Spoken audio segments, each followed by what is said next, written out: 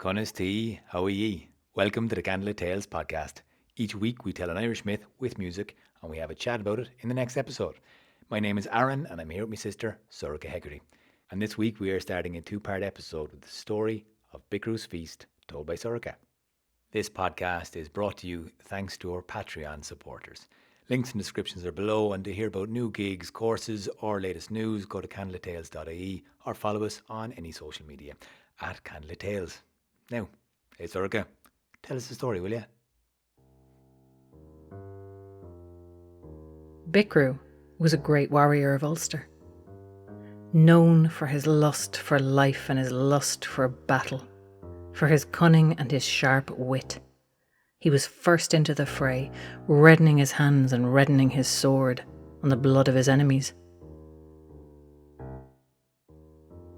But one day, Bichru took a terrible wound on the battlefield, a spear through the back. He had to be carried off and brought back to the physician of Ulster, who examined him and shook his head and gave him the sad news.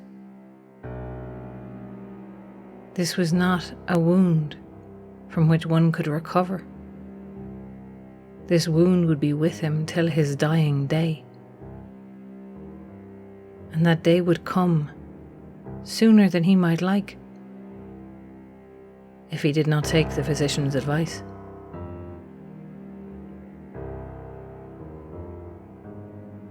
That spear had destroyed Bichru's kidney. And so he was told that if he wanted to survive, he would have to give up what he loved best, besides battle. And that was feasting. No longer was Bichru to eat anything richer than oatmeal, or drink anything stronger than buttermilk. His days of pleasure and revelry were at an end.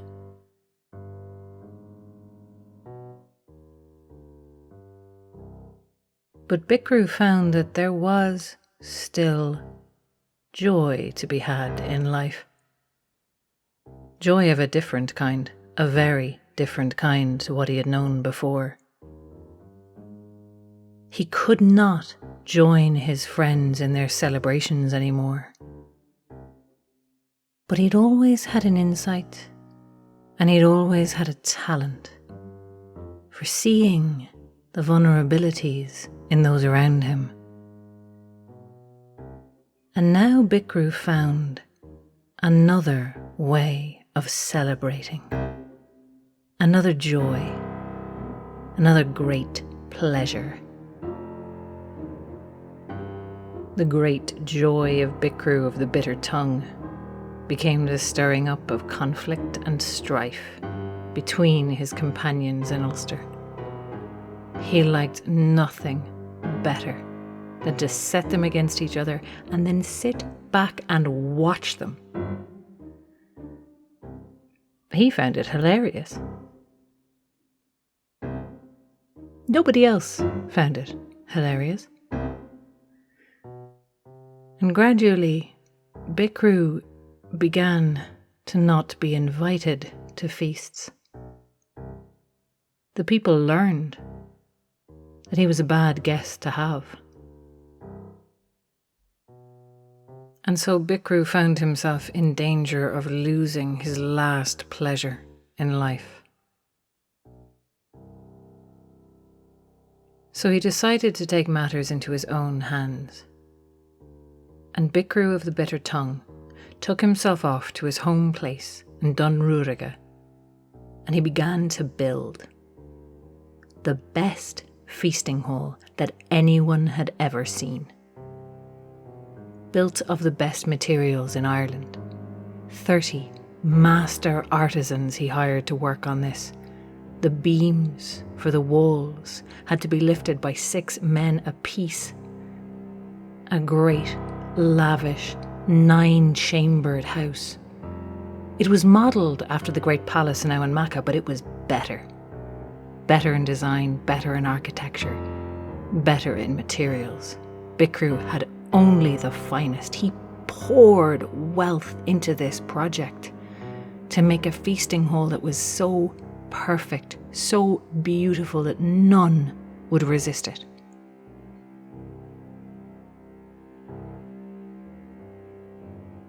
When he had his 9-chambered feasting hall finished, he set about decorating it, filling it with couches and pillows and soft furnishings, and having even more fine artisans decorate in gold leaf, in precious jewels, dotting the inside of this house.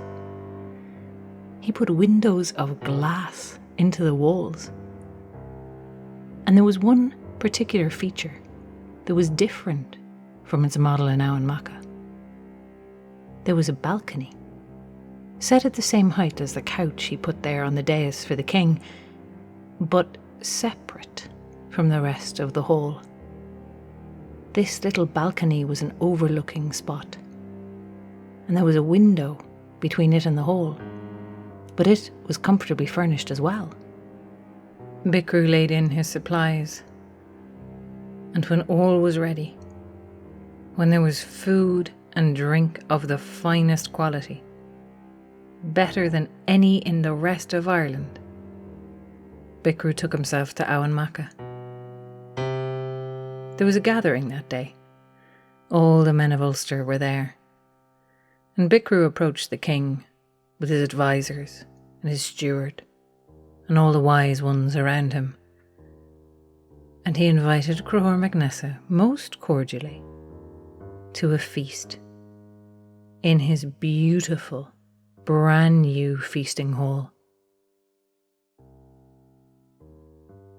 Now Fergus MacRoy was there, and Fergus MacRoy said absolutely not. If we go to Bichru's feast, he will have everybody fighting before the end of it.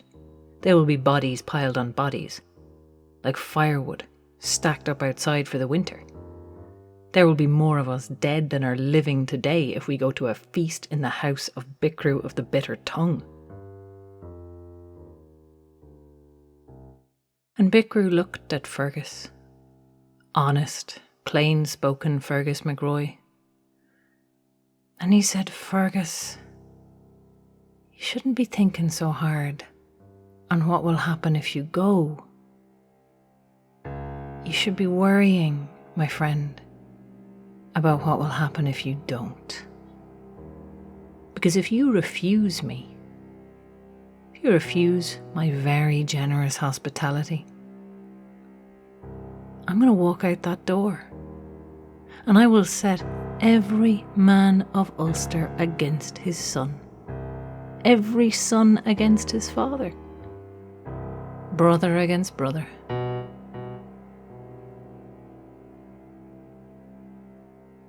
Fergus was still not convinced. And then Bichru said, "I won't stop there, my friend. The women of Ulster. I'll set mother against daughter. I'll set all the women against each other, until they beat their breasts together and sour the milk within them, and the babes of Ulster starve."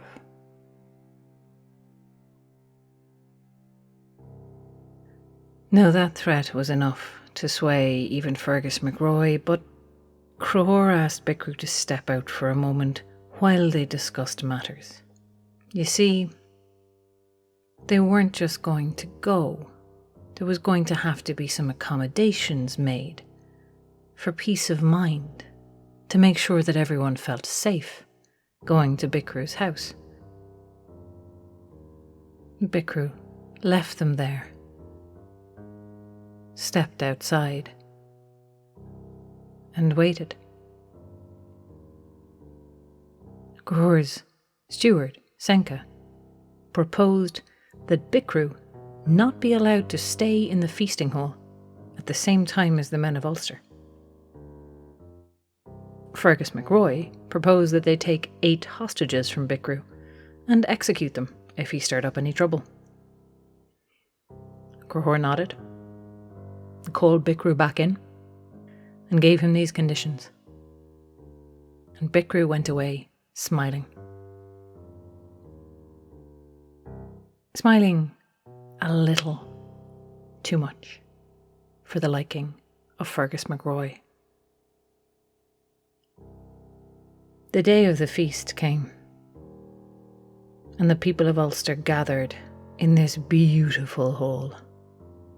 The king went up to his couch on the dais.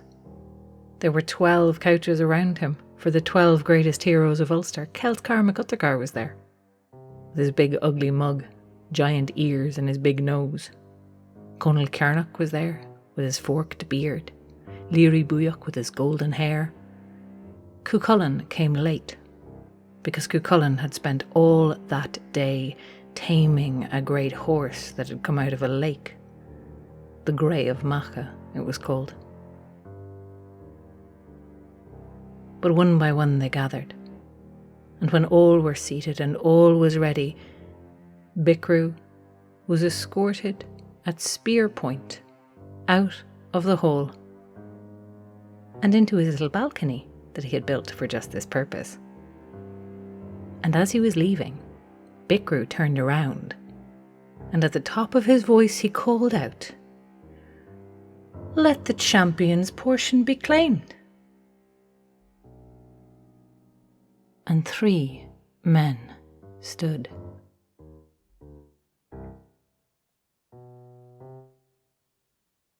Bichru had not been idle in Owen Macha. While the king and his advisors discussed their precautions, he'd gone for a little walk, and he had run into the warrior Leary Booyock. And he approached Leary, and he greeted him. "How are you, Leary?" he said. "You know, you are a great warrior, a great leader of men. The deeds you have done are sung by the File of Ireland. I tell you, it is a mystery to me why you've not been named the champion of Ulster."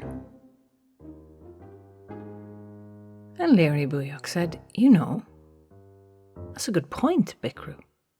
I've never really thought about it before, but yeah, that sounds very reasonable." And then Bichru leaned in confidentially and he said, "Let me tell you something. The champion's portion at my feast, the one that I'm going to give now in a few days, it is the best champion's portion that anyone has ever served at any feast in Ireland. See, first off, is a cauldron full of the finest wine. You could fit 3 men inside it. Big men, size of Fergus MacRoy, not little skiddly men. Next thing I have is this boar, 7 years old, right? And in the springtime, it's only ever been fed fresh milk and fine meal. And in the summertime, nothing has gone past its lips except curds and sweet milk. In autumn, it gets the kernel of nuts and wheat. And in winter, beef and broth.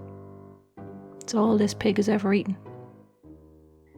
Tenderest, most delicious boar you will ever find in this world or any other. On top of that, that's not even halfway through, man. I can't even call this creature a bull. It's like a lord of cows. 7 years old. Magic number. Now, ever since it was a little calf, my cowherds have kept it away from heather and twig tops. It has had nothing but sweet milk and herbs and meadow hay and corn. And let me tell you about the wheat cakes. Oh, the wheat cakes. 100 of them, cooked in honey. 25 bushels of wheat. That's how much went into them. This is fine dining, my friend. And all you need to do to be known as the champion of Ulster from that day out is to take the champion's portion in my house. I'll give it to you. You deserve it.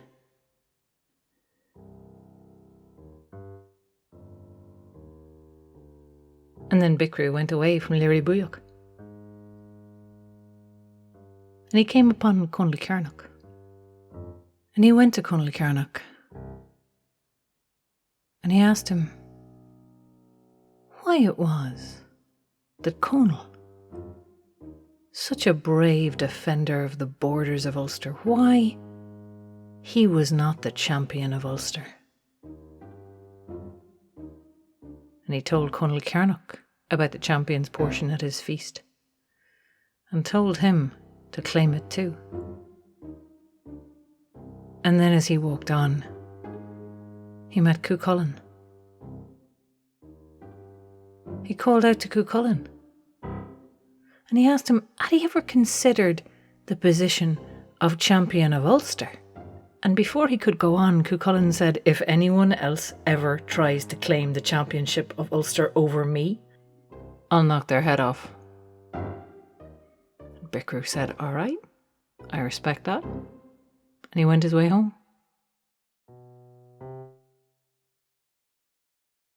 So when Bichru, at his feast, called out on his way out the door, let the champion's portion be claimed, he knew 3 men were going to leap to their feet. The 3 charioteers of the 3 heroes that he had picked the day he went to Owen Macha. Sedlang MacRian Gabra, the charioteer of Livemusic, leapt to his feet at the same moment as Eid MacRian Gabra, charioteer of Candlelittales, and Laig MacRian Gabra, charioteer of Chulainn, and each of them said, that champion's portion is for my master. As Bichru stepped out of his beautiful feasting hall, he heard the shouts of the charioteers. He heard the steel of the warriors being drawn. He smiled, and he hurried up the stairs to get a better look. Shouting escalated quickly to blows. Chulainn, Candlelittales and Livemusic leapt to their feet, drew their swords and waded in. Over the protests of everyone there, telling them to sit, telling them to calm, telling them that this was a feast and not a fight.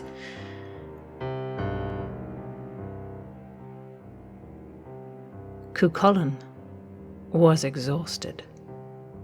He had spent that day on the back of a wild horse that had come up out of a lake.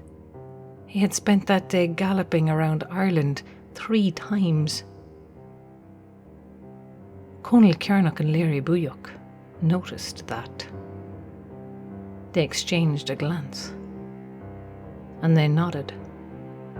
Their truce would be temporary, but the 2 of them turned on the young hound. The spectators cried out in protest. 2 against 1 was hardly fair. Others started to stand, others started to shout, others started to throw things, still more started to draw their own weapons. And Craobh Rua, the king of Ulster, understood that if he did not do something right now, this feast would turn into a bloody brawl, and he'd be lucky if half of his warriors survived it. A raised voice would not be heard above this din.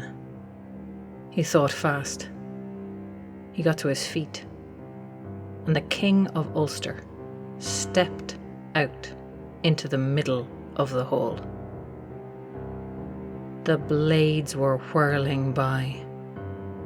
It was like a storm of steel, and he stepped straight into it, unarmed, hands at his sides. Because Craobh Rua knew his warriors were the most skilled in Ireland, and none of them would dare strike their king. And so he stepped between the three combatants. He got in their way, and he waited. Unable to strike at each other, Chulainn and Conall and Leary were forced to put their weapons down. And when they did that, everyone else calmed down as well. And then the three looked at their king and they said, well, whose is it? The champion's portion of Ulster? Who gets it? The steward Senka spoke up. This is not something to be decided here and now. We're going to take that champion's portion, we're going to divide it equally among the three. And after that, we're going to go to Connacht, and Maeve and Auliel will decide which of ye is the champion of Ulster.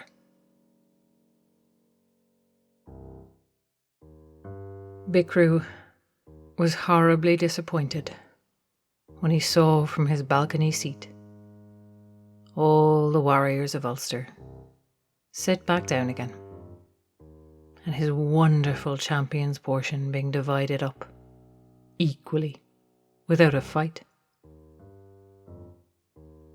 He did not despair for long, however. Bichru saw something interesting. Some time later, after everyone had eaten their fill, when the warriors were getting down to the serious drinking, he saw Fidelm of the Fresh Heart heading out for a little walk with 50 of her handmaidens with her.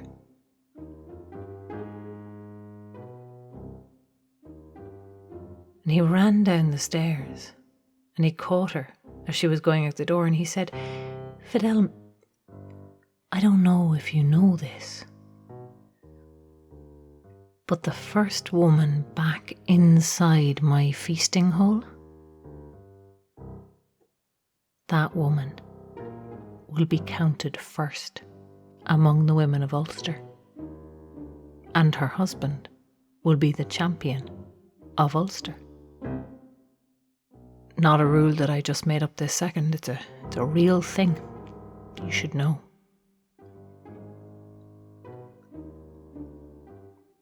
And so Fidelm went out on her walk,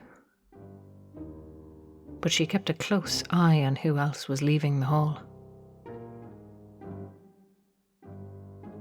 Bichru intercepted Lendower, the favourite, wife of Conall Cernach, whispered the same little message into her ear, and then he saw the wife of Cuchulainn getting up with her friends to take a little constitutional between the courses, and he thought, all is not lost. So he told her the same thing. Now the men sat back at their ease in the feasting hall, eating, drinking, listening to the entertainment, which was exquisite. And then they heard something. It sounded a little like thunder. But it was not thunder, it was too steady, and it was getting louder. And as they sat up in alarm, they thought, it must be the sound of an invading army. That surely could be nothing other than hoofbeats of chariots racing towards them, here in their vulnerable state. But Senka, the steward, he looked out one of the glass windows and he called out, "Stop! That's no harmy. Bichru's after stirring up the women."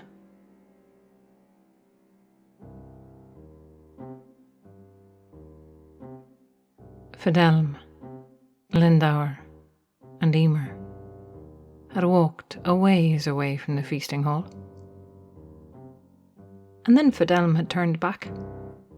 And Emer had noticed and she'd turned back as well, and so had Lindauer. And then as they glanced at each other, each one saw that the other one knew what she was thinking. They started to walk. A little faster. But none of them wanted to admit that she was running, and so they ran, ran, as fast as they could go. And then one of them hiked up her skirts and the other one threw her skirts right over her shoulder, and the three of them were flat out sprinting across the plains with all of their handmaidens behind them, trying their best to keep up. When they got back to the feasting hall, the door was barred. Senka the steward was standing inside and saying, "No one is coming in. This is not how we're deciding this. We're not going to have another fight. Everyone's going to calm down." Of course, the warriors did not like this, their wives being locked out of the hall. And no one could agree on who was going to get to come in first. So Senka, ordinarily a very wise man, came up with a suggestion. May not have been the best in hindsight.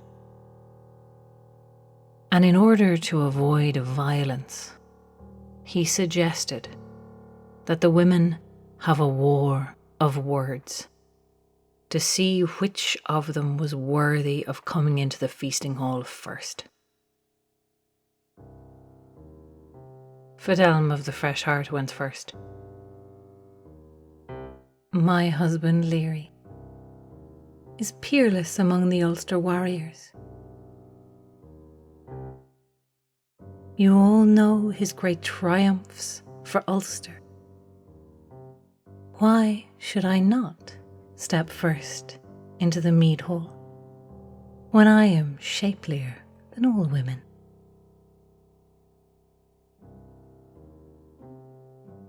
Lindauer looked at her and said, "Beauty you have, but beauty I have as well. Beauty and reason and grace of deportment. Fine in my stepping. I need to get in first to my lovely spouse and darling Conal Kernach, with his great shield and his fine hard sword. He goes proudly into battle and he comes proudly back home to me, carrying the heads of his enemies. Let me in first. It's the hall of a king, and I am queenly."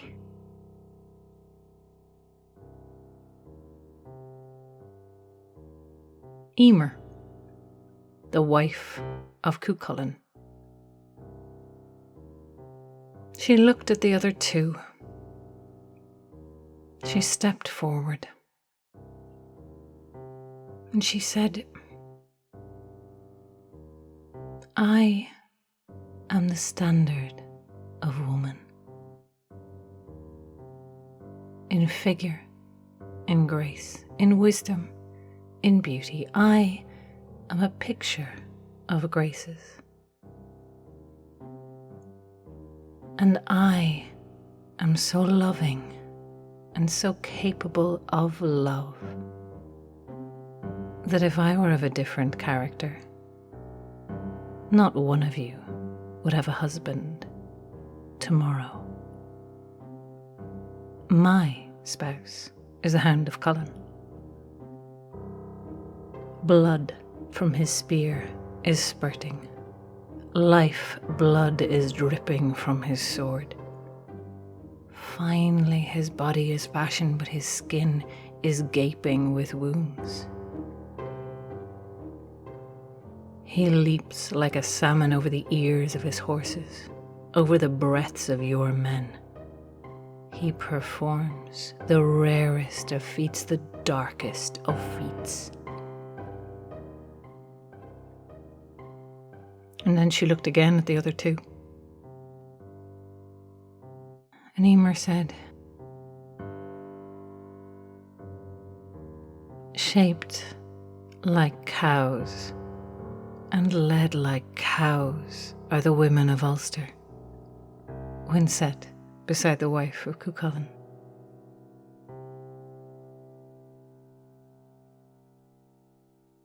And then all hell broke loose inside the hall.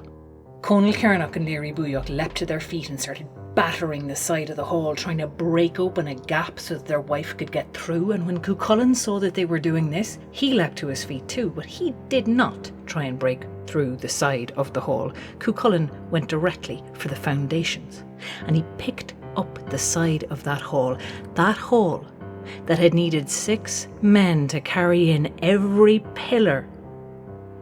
Cuchulainn lifted it. He strained and he strained, and he lifted it above his head. And his wife Emer and her 50 handmaidens came inside, and then before anyone else could, he dropped it with a crash. That beautiful feasting hall. It landed so hard that the entire hall skewed sideways. So great was the jolt that Bichru, sitting there in his lovely little balcony with his lovely little windows, was flung out through the window and into the stable where the dogs were kept, and into the place where the dog's muck was raked. There was outcry in the hall. Conal Cearnach and Leary Booyoch still hammering at the sides of it, trying to knock the beams out, and the door was flung open, and no one paid attention to the man covered in dog dirt who walked into the middle of it. And then Bichru cried out from the middle of the hall, "A gesh on ye valiant Ulster men, never to eat nor drink until you have set my house right, just as you found it on your arrival."